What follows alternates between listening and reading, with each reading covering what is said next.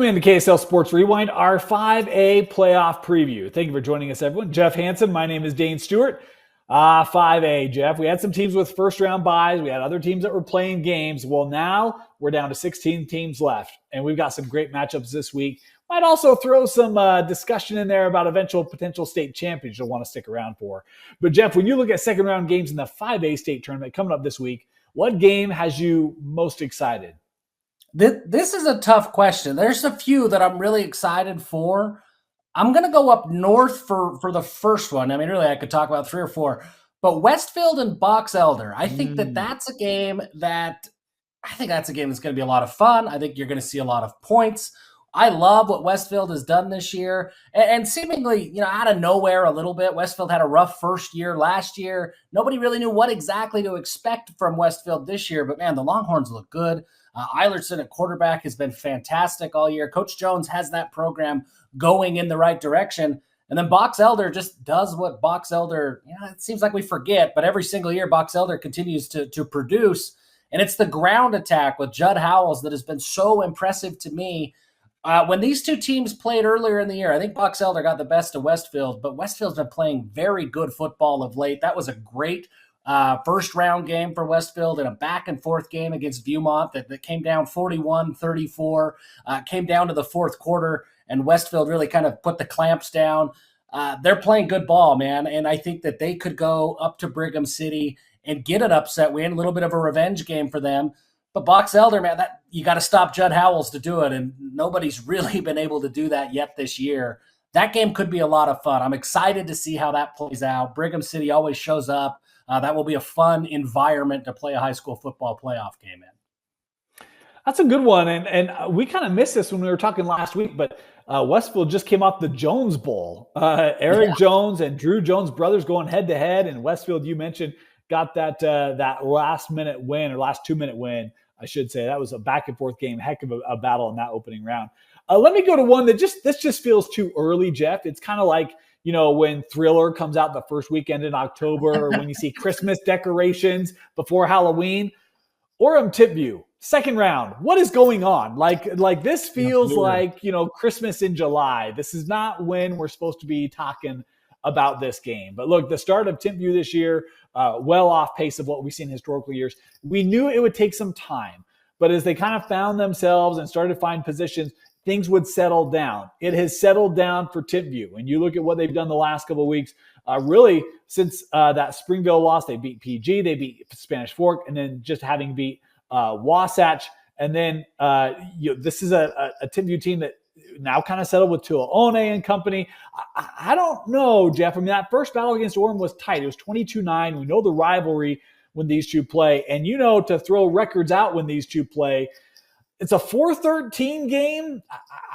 It's on Halloween. I don't know. This is one where it's like, I think this one could be kind of interesting, Jeff. I'm with you. Orem's playing really good football of late. They are. And they should feel confident going into this game for sure. But it's that rivalry aspect. I'm with you, Dan, that you never really know when Tipview and Orem get together. Because emotions are going and everybody brings their best to that game. That's definitely a game that I could see going either way. I think Orem's going to be tough to beat, but if anybody can do it, I think Tipview certainly can. They match up well up front, and I think that bodes well for the T-Birds. Another game Orem's got to play a clean game in that one too. I mean, Ka'awa and company, they can't turn the ball over, cannot give Tipview any extra possessions, but that'll be an interesting one. Sorry to cut you off there, Jeff. No, you're good, and that will be, and you're right. They got to play clean football. Another game that you got to play clean football, Granger and Brighton. This is not a game. A couple weeks into the season, I don't know if anybody had this penciled in as like, hey, must-see playoff action. But the way that Granger has played, man, they have been really, really good. Lou Kinney with 16 sacks on the year. That defensive line for Granger has been great. Owen Griffin offensively, I think he's got 28, 29 touchdown passes. They've been really good. Ifo Pili Jr.'s on that Granger team. They've been good. The Lancers don't look like the Lancers you're used to. They look very good. And then on the flip side, Brighton's got experience. They've been here before. They made a run last year, but they've been a little bit up and down this year. There's been times that if you can match up up front, then you have a shot against the Bengals. If you can't match up front and you can't stop that rushing attack and keep Rice Palapoi more as one-dimensional as you can, then Brighton's going to get you. But if you can do that, and I think Granger has the guys up front to be able to do that, then you're going to be in the game, and this is going to be a ton of fun. I love what Rice Palapoi does for Brighton, and I love the experience that they have from last year that they can reflect back on. Hopefully, Stanton Gutierrez is healthy in that game and plays well. And if they do, we could have a really fun football game between two teams. One that expects to be here in the playoffs making a run, and one that really believes that they can this year. I think that's going to be a lot of fun to watch. You mentioned Lou Kinakini. He set a state record. He had 8 sacks in one game earlier this year. Good? New state record. I'm not talking like, sacks, bagging groceries, bringing down the opposing quarterback, 8 of them. So, and he also had a rushing touchdown in their first round playoff win over Taylorsville. So, has an opportunity to impact both sides of the football. He's a phenomenal player to watch. He's had a great year for the Lancers, who've now won a playoff game in back-to-back years. Love to see it for the old baby Blues of Granger High School. Hey, let me give you one more that I'm kind of intrigued by this game, Jeff. And we'll see how you react to this. First of all, there's a lot of great games this week. But Alta Fremont, Alta had a first-round game against Roy, and they took it to them.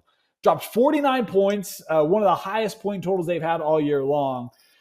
They've got a receiver in Evan Morton. He's been a regular piece in our top 5. We've probably had him in our top 5 videos maybe 3 times this year. Pretty doggone good. Young man's going to eclipse 1,000 yards receiving on his next catch. He's got 11 receiving touchdowns. Tucker Brown, over 65% completion percentage, 20 touchdowns. They've had some injuries they've had to fight through. They played in that very difficult Region 6. They're going to have to go on the road to Fremont. But look, I look at this and I'm like, this could be an air show up in Plain City, Utah.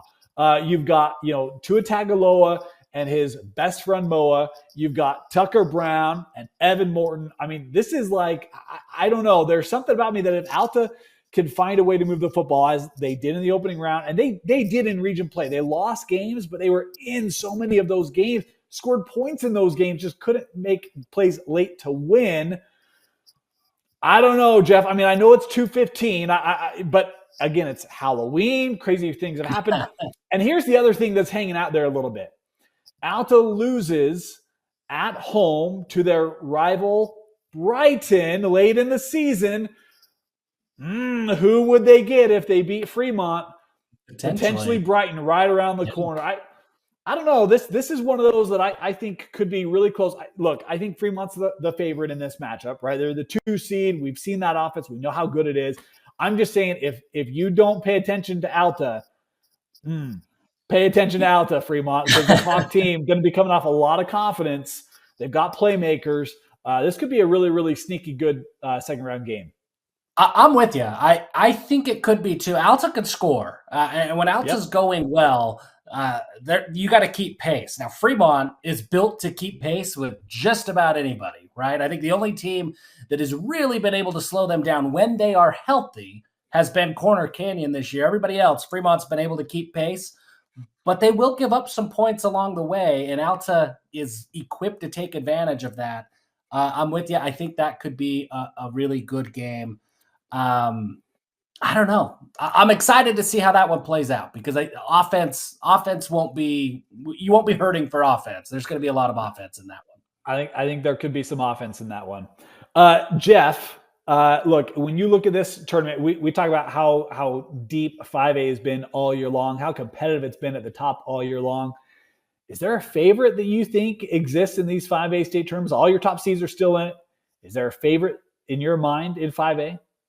I don't think so. I think West is certainly going to feel like they're the favorite because they've just dominated all year long.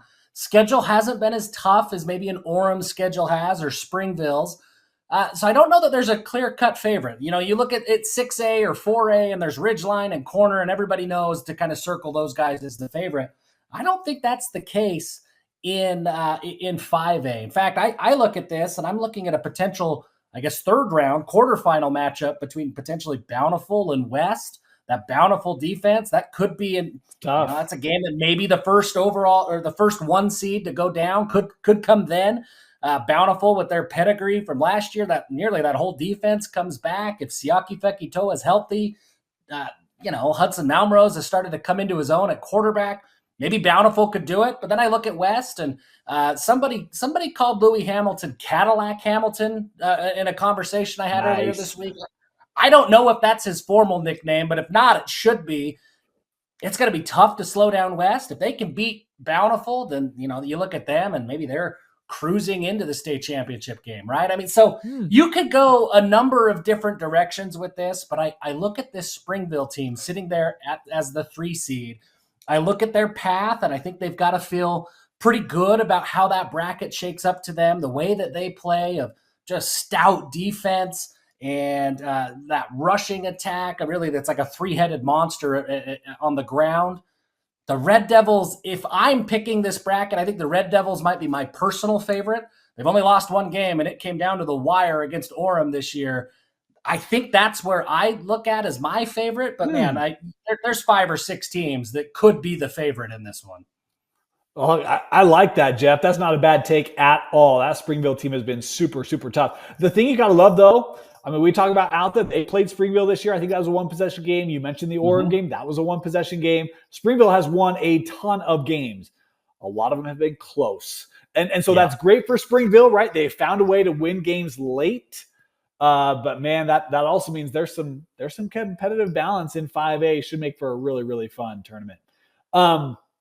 Jeff, is there a sleeper that you have, like a double-digit seed that you think might be positioned well in their bracket and maybe get to even a semifinal potentially? Well, I've got one, and it would be a really brutal path to get there, but I look at Olympus, and I seems like Olympus always makes a run in the playoffs. Defense travels. Now, they've had some ups and downs defensively, and that offense, they've had a couple of games where they've really found their footing, but the offense has struggled at times this year. But defense travels, right? Defense is built for the playoffs. The old adage of defense wins championships. Olympus can defend with Sam Nada and Adam Bywater. They've got dudes on that defense who can take over games and make it really, really tough for opposing offenses. They got a brutal first-round matchup against Woods Cross. But if they can get past Woods Cross, then they look at the winner of Orem and Timpview coming off a rivalry game where they're going to beat each other up. The path, I think, is there for Olympus. That's a tough. Wow. Those are 2 big wins, but I think Olympus is built for the playoffs. If that defense can get going, can Preston Farron and the offense do enough? That's the question. I think the defense is going to give them a chance to do so. All right, there you have it, man. Olympus, Jeff. That's like the brutal bracket or the brutal quadrant in 5A. So, man, that would be a tough test. But you talk about how good their D has been and kind of that recipe they've got. It's a good one if they can get things rolling. All starts this week for them on the road against Woods Cross, region matchup again. Good games. Mentioning great games in 5A this week. You really can't go wrong with any of these games. Get out to a game. There's games all around you in all the classifications. But, folks, there's only a couple weeks left of football. Get out to a game while you still can, while the weather's still nice. And, of course, we'll have games for you live right here. Come join us. Join Jeff and myself. We'll have other crews out as well as we take you all the way to state champions only right here on KSLSports.com.